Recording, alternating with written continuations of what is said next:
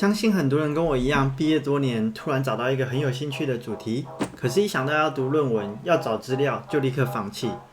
不过最近我找到一个方法，让我重新踏上研究的路，那就是利用 AI 这个听起来再普通不过的答案，但是这个工具不太一样，它是真正的帮你分析出整篇论文的观点、局限点，以及你也可以客制化你想要的研究的内容。嗨，我是 QQ， 这个频道会跟大家分享如何用生产力工具来提高效率。我自己已经毕业10年了，然后是理工科毕业的，毕业之后也是做相关的工程领域的工作。但是最近因为自己对知识领域的研究，我会非常喜欢的就是像卡片和笔记法等等知识管理的内容。但是在看了很多书跟上了很多这相关的课程之后，我发现到有一个问题是，我会失去到自己的一个独特的见解。那这个地方的话，你也可以看到说，如果说我看这本书跟这2本书，他们都是讨论一样的卡片和笔记法，那为什么这个作者他可以提出别的观点？我就去深入研究了一下这个概念，你会发现到他其实你看到比较新颖的书籍的或者是作者，他们都有很多大量的实践的过程，以及他们有去深刻的去阅读真正的论文里面的内容是什么。我如果要有更深层的一些自己的概念的话呢，那我就要像这些作者们一样，去实际上知道说这个卡片和笔记法的真正发明人卢曼，他当初他到底是怎么样的用这些工具，然后来去设计的，这样你就不会是把别人的二手资料当做一手资料去做研究。可是这个时候我就遇到一个问题，我遇到的问题是我已经很久没有看论文了，以及的话呢，我在看论文的途中，我之前看的论文呢都是偏向于理工科的内容，那我就可以很轻易的抓到说我想要知道的研究是什么，然后我想要得到的研究成果是什么。那我没有那么习惯去看就是像是知识型类的一个文章，然后或者是社会科学相关的内容，那这个时候我就觉得有点挫折。我看了一篇之后，我就发现到说我好像抓不太到重点，那我就开始去想说有什么样的工具可以帮助我去改善这个问题。那这个时候呢，我就在网络上面发现到了 Gobble 这个工具。那这个工具的话呢，它是专门为研究而生的，它有别于其他的 AI 工具，就是强调的呢，就是去专注在研究这个范围。那接下来我可以跟大家示范一下是怎么样实际上他们的使用规则。那使用的方法的话呢，就首先我们到他们的官方网站，然后你按注册，然后你就可以免费注册这个东西。注册完之后的话呢，你就可以开始去使用，它就有免费的直接可以让你去做使用。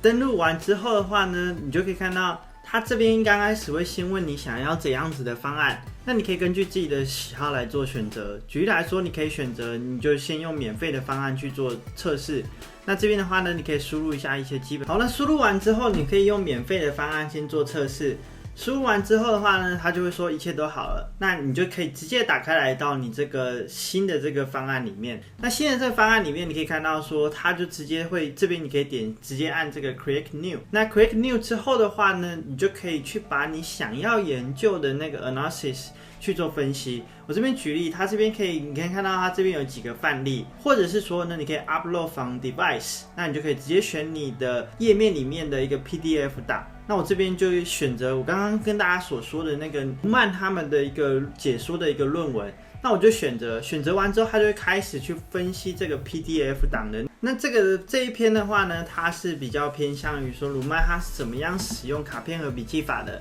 那你可以看到生成完之后的话呢，它这个 AI 的分析就生成完了。我这边会有 summary 就是它会知道说你现在看的这篇文章啊，它的 research 的是相关的内容是什么，然后它是用什么样子的一个方法论，然后它的主要的发现是什么，然后跟它在这个研究里面有什么 limitation， 就是它有什么局限点。那我觉得这个非常好，因为其实在理工科来说的话呢，其实你做研究你可以发现到自己的研究的局限点，可是在文科里面的话呢，或者是其他，如果你很久没有看论文的话，常常会忘记到说我们其实在看一个详细的方法论的时候，我们要去想一下它们有什么样的局限点。那你在跟别人介绍这个方法论的时候，你才会知道说这个地方的缺点优点又是什么。所以我很喜欢它这个一刚开始它已经帮你写好这样子的一个架构，可以让你帮助你去很快的抓到这个论文它的概念是什么。再来的话呢，它就是它的 concepts 部分的话呢，它就可以介绍一下说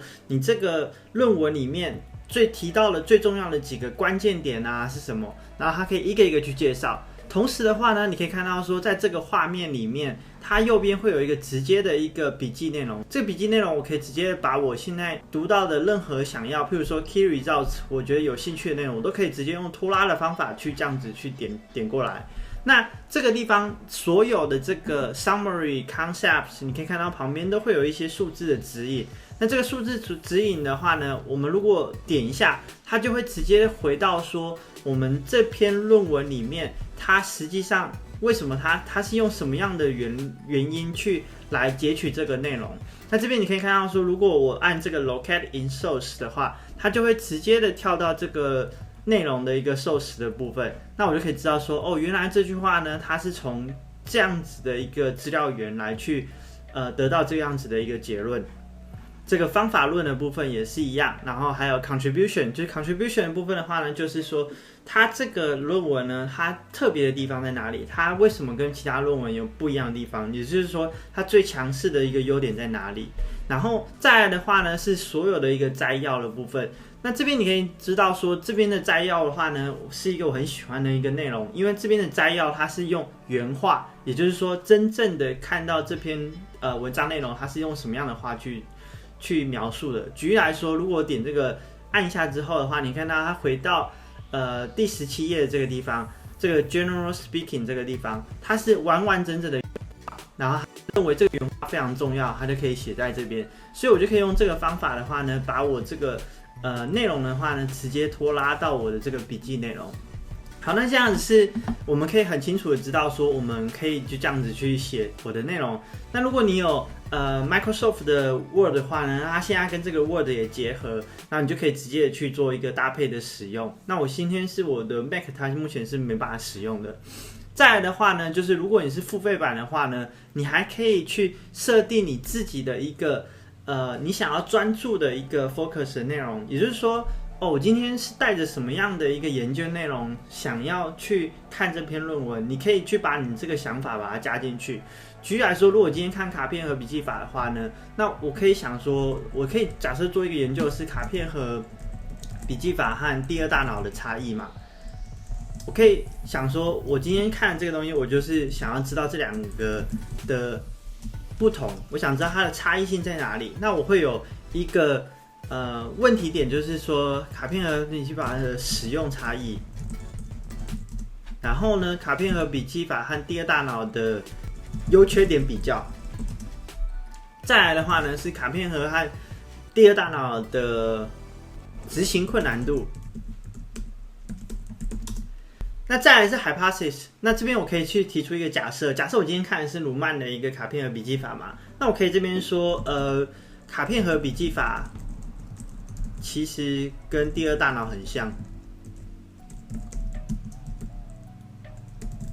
我用这个角度去看，然后后来，然后就这样子，我就把它存起来。存起来之后的话呢，我就可以直接的去，我以后就可以去分析的时候，它就会包含这样子的内容去做分析。那这边给大家实际看一个案例，就是我一样用同样的一个内容，然后我这边有想说数位版或手动的卡片和笔记法的差异，然后我提供的这个假说的话呢是，这个笔记法就是卡片和笔记法，它比较在电脑上面是比较适用的。那这边也可以看到说，我这边的假说是我认为这个卡片和笔记法它是在电脑里面是比较适合的。那你可以看到说，它在中间里面它跟我描述的是什么？它这边描述的地方就是说 align with your hypothesis， 就是说它跟我的描述是相符合的。那它这边提到的 hypothesis 的话呢，就会是我刚刚提出来的，我认为数位的电脑版会比较好。那它这边就描述到说 evidence provided， 就是它这个文章里面有什么样的实际上的证明，知道说是符合我刚开始所提到的假说。那这边它有特别强调说，在这篇报道里面 limitation 的其中一个地方的话呢，就是你会非常的慢，然后这是其中一个假说他认为的。再来他第二个提到就是这个 hyperlink， 就是这种超连结，是我们本来用我们的纸本的版本是没有办法达到的，我们是用卡片把它串起来的。所以种种的迹象里面，它就会去描述到说你刚开始的假说跟这篇论文有没有一个相关联，所以大家可以以此类推去想象说，如果你今天有一个东西想要研究，你能不能用这样子的方法来去做类比？如果你自己缺乏这样子的一个想法，就说我今天读的这本书我是带着这个假说去读的话，那可以考虑让他用这个进阶版的这个版本，那你就可以去带着问题去做研究。那我觉得这个地方是我认为非常有价值的。那我现在就是会用这种方法去研究一个我自己可能没办法想那么透彻，然后我会利用像 AI 的辅助来帮助我去想到说，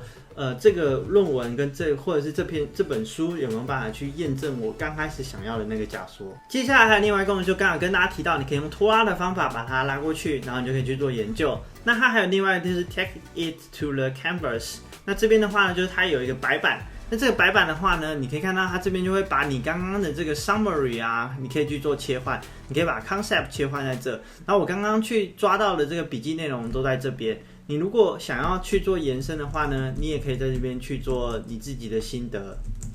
把它写在这里。同时的话呢，这个地方还有一个特别的地方，就是你可以看到我这边可以 add from library， 就是我刚刚其实是参考一个论文嘛，可是如果你是研究生的话，那你可能的这个 source 就不会是只有一篇，你可能会有很多篇的 source。那这个时候你就可以利用这样子的这个 library 的地方呢，去新增出新的不同的 library。那我觉得这也是一个非常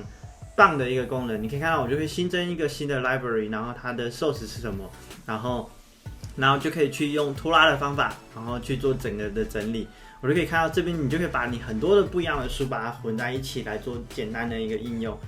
那总结来说，这个影片的话呢，想跟大家分享的就是这个工具。然后毕业10年了，然后能够有这样子的一个工具来帮助我去做一些论文上面的研究，去研究一个主题，我觉得是非常有帮助的，所以想要分享给大家这个工具。那大家如果有兴趣的话呢，也可以用底下的链接来去试用免费版。那如果你跟我一样